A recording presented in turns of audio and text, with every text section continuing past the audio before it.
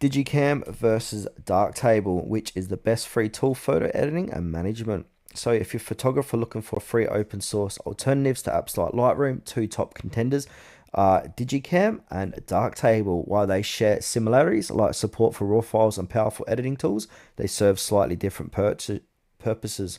Now, DigiKam focus more on photo management and organization, while Darkhand, on the other hand, leans heavily into non-destructive raw photo editing. So I'm going to give a breakdown to help you choose the best tool for your workflow.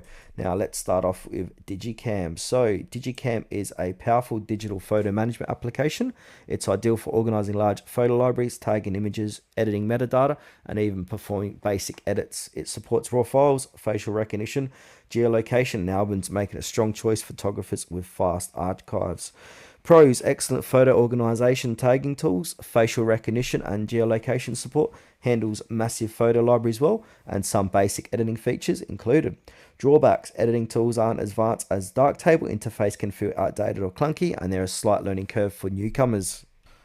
Next we got is a Darktable. So this is a powerful non-destructive raw video or photo editor designed for serious photographers, often compared to Adobe Lightroom. It provides professional level editing tools like exposure blending, tone curves, lens correction, and color grading, all in a clean modular interface.